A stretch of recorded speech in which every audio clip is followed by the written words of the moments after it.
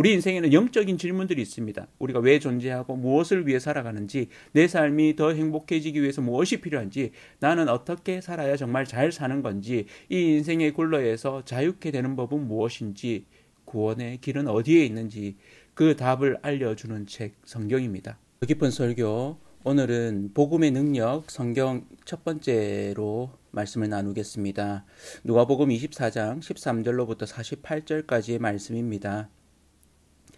오늘부터 8주에 걸쳐서 리딩 지저스 1권을 통해서 같이 그 책에 있는 성경 공부 본문으로 말씀을 나누고자 합니다. 성경 전체를 예수님 중심으로 읽어내는 성경 읽기 교재이고 성경 공부 교재입니다.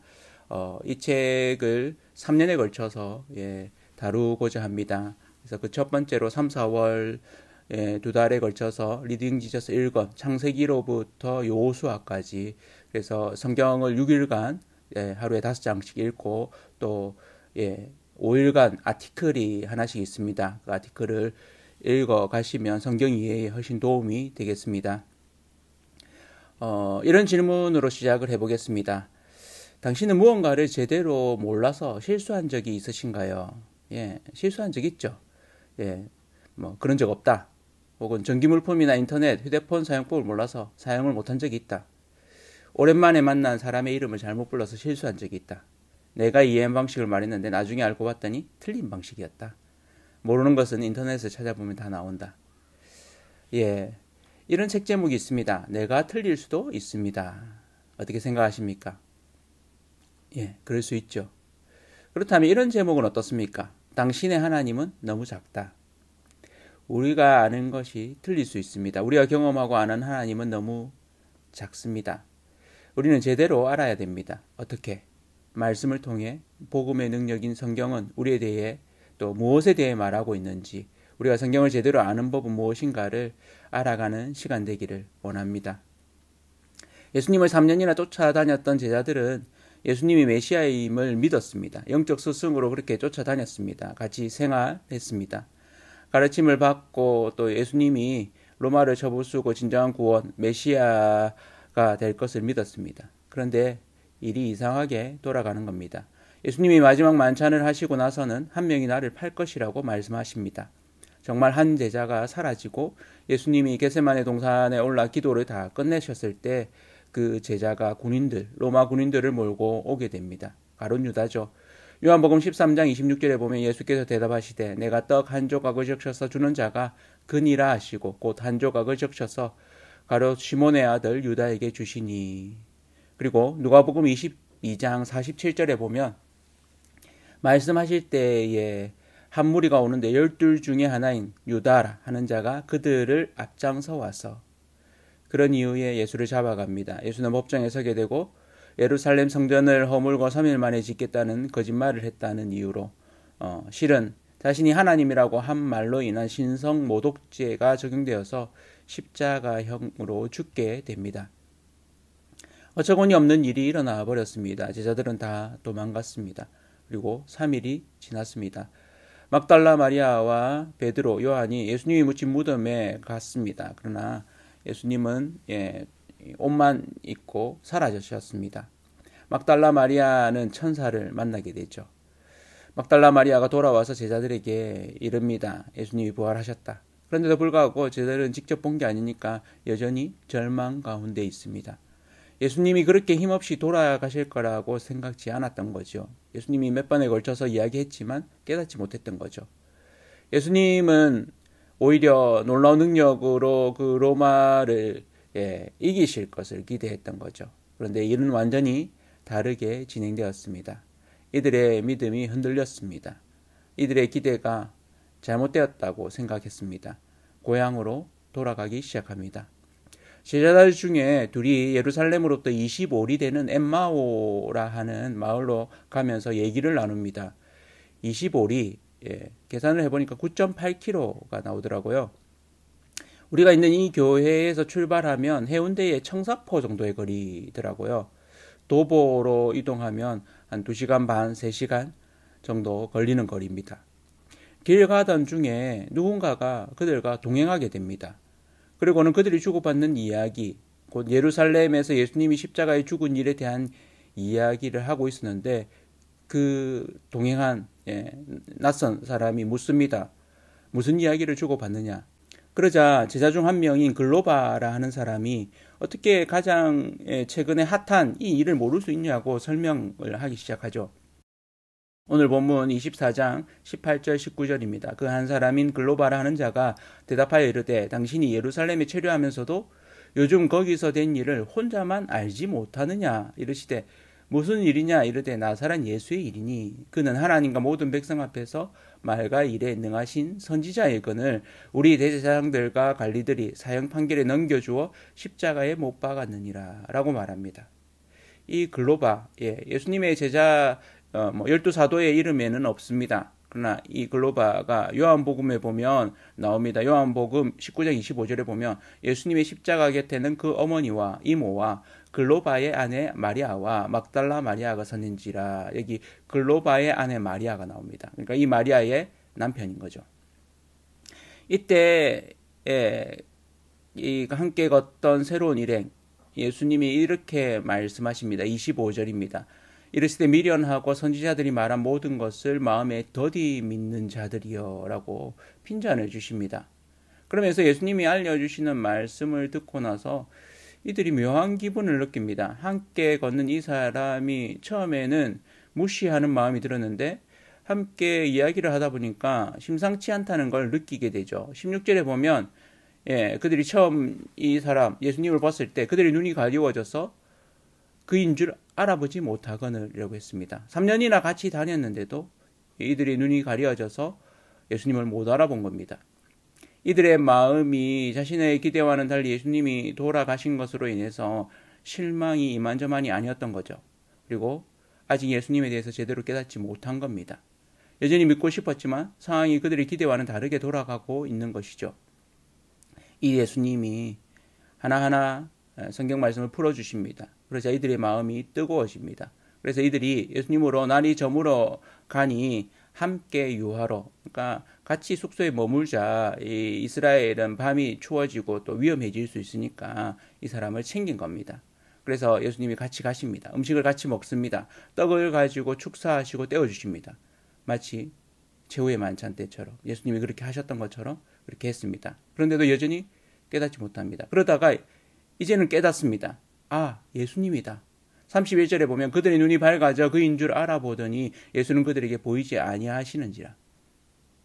예수님이 성경을 풀어주실 때 마음이 뜨거웠다고 서로 이야기합니다. 32절이죠. 그들이 서로 말하되 길에서 우리에게 말씀하시고 우리에게 성경을 풀어주실 때에 우리 속에서 마음이 뜨겁지. 다른 번역 성경 밑에 미주를 보면 불타지 아니하더냐라고 이렇게 말하죠. 이 뜨겁지, 불타지.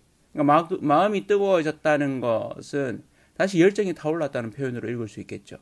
짧은 순간 복음의 능력을 맛본 것입니다. 복음이 깨달아진 것입니다. 예수님이 왜 그렇게 죽으실 수밖에 없는지를 새롭게 깨닫게 된 거죠. 아직 온전한 깨달음은 아닙니다. 성령님이 오셔야지. 성령님이 오실 때 그들은 제대로 깨닫게 됩니다. 이들이 다시 떠나왔던 예루살렘으로 돌아갑니다. 지금 예루살렘에서 떠나왔잖아요. 그런데 이들의 마음이 뜨거워지고 예수가 부활하셨음을 이들이 본 겁니다. 그러니까 다시 예루살렘으로 돌아가죠. 그 예루살렘의 다른 제자들을 만납니다. 이때 예수님이 또 나타나십니다. 예수님이 이들을 보자 두려워 말라 평강이 있을지어다라고 안심시킵니다. 유령이 아니라는 것을 그들에게 만져보라고 하시면서 직접적으로 보여주시죠. 그리고는 누가복음 24장 44절에 보면 또 이르시되 내가 너희와 함께 있을 때에 너희에게 말한 바 곧 모세의 율법과 선지자의 글과 시편의 구약 전체를 말하는 겁니다. 나를 가리켜 기록된 모든 것이 이루어져야 하리라 한 말이 이것이다 하시고 구약의 모든 것이 누구를 가리킨다고요? 예수 그리스도를 가리킨다고. 여기에 우리가 성경을 읽어야 하는 이유가 제시됩니다. 특별히 구약 성경을 읽어야 하는 이유가 드러나죠. 모세의 율법과 선지자의 글과 시편은 구약 성경 전체를 말합니다. 구약 성경 전체가 가리키는 것, 예수 그리스도라는 겁니다. 이 제자들이 예수님에 대한 가르침을, 구약의 말씀을 제대로 깨달았다면 이들이 이렇게 실망하고 고향으로 돌아가지는 않았을 것입니다. 예수님이 이들에게 나타나 가르쳐 주자 이제서야 깨닫습니다. 그러나 아직 온전한 깨달음은 되지 못하죠. 인생에서 정말 중요한 것을 가르쳐 준 분들이 있습니다. 돌이켜보면 그런 분들의 가르침과 이야기 가운데 마음이 뻥 뚫리는 경험들을 했습니다. 마치 부활한 예수님을 만나서 마음이 뜨거워졌던 그 제자들처럼 말이죠. 중3 때, 이건 뭐 성경과 관련된 것이 아니라, 친구 중에 전교 1등을 하는 친구가 있었습니다. 그 친구에게 공부를 어떻게 해야 되느냐라고 했더니만 시험을 치기 전에 문제집을 다 풀어본다고 이야기하는 겁니다. 그래서 새벽 1시까지, 보통 11시면 이제 자는데 새벽 1시까지 깨어서 그 문제집을 다 풀었습니다. 정말로 전교 1등을 하게 되더라고요. 외로움이 간사 시절 사역, 이렇게 선교단체에서 사역을 할 때 외로움의 감정이 이렇게 막 솟구쳐 오를 때 힘들어 했던 적이 있습니다. 그때 헨리 나우엔의 영적 발돋움이라는 책이 생각나더라고요. 몇 번에 걸쳐서 읽었습니다. 기도를 통해 외로움이 극복될 수 있음을 경험하게 되었습니다. 정말 감사했습니다. 내가 누군가를 위해서 기도할 수 있다는 것, 또 나를 위해 기도해 주는 이들이 있다는 것으로 나는 혼자가 아닌, 외로운 섬이 아닌 것을 깨닫게 되었고 경험하게 되었습니다. 돈을 어떻게 써야 하는지를 보여준 선배도 있었습니다. 만나면 늘 챙겨주고 사주고, 그 선배가 부자여서가 아니라 정말 부자는 잘 쓰는 자라는 것을 몸소 보여주셨던 거죠. 공동체는 돈 걱정 없이 만날 수 있는 그런 곳이라는 것을 경험으로 배우게 해주셨습니다. 인생에서 놀라운 진리를 알려주는 이들이 있습니다. 그들을 통해서 우리는 명쾌한 답을 얻게 되죠. 경험하게 되죠.